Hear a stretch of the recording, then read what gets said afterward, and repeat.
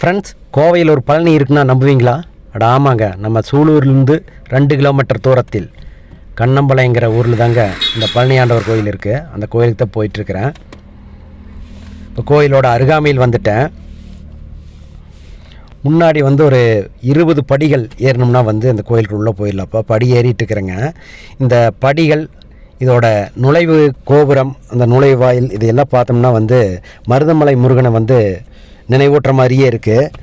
இங்கே முருகனுக்கும் விநாயகருக்கும் தனி சன்னதி இருக்குங்க. மற்றும் அகத்தியர், போகர், புலிப்பாணி போன்ற 12 சித்தர்களின் திருவுருவங்களை பார்க்கலாம். இந்த கோயில் மேலிருந்து அப்படியே பார்த்தீங்கன்னா நாம் ஒரு ஊருக்குள்ளே இருக்கிற கோயிலில் இருக்கிறங்கிற நினைவே இல்லைங்க. அப்படி ஒரு அமைதியும் அழகையும் ஃபீல் பண்ண முடியுதுங்க.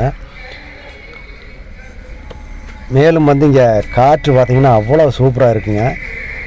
200 வருடங்கள் பழமையான ஒரு கோயிலுங்க இது. 5-6 வருடங்களுக்கு முன்னாடி தான் புதுப்பிக்கப்பட்டதாக சொன்னாங்க. இந்த கோயிலுக்கு அடித்தளத்தில் பார்த்திங்கன்னா ஒரு கல்யாண மண்டபம் இருக்குங்க. இந்த கோவைக்கு மிக அருகாமையில் இப்படி ஒரு அமைதியும் அழகும் உருவான ஒரு கோயில் இருக்குன்னா நம்பவே முடியல. அவ்வளோ சூப்பராக இருக்குங்க. கண்டிப்பாக அந்த கோயிலுக்கு ஒரு முறையாவது நீங்கள் பாருங்கள்.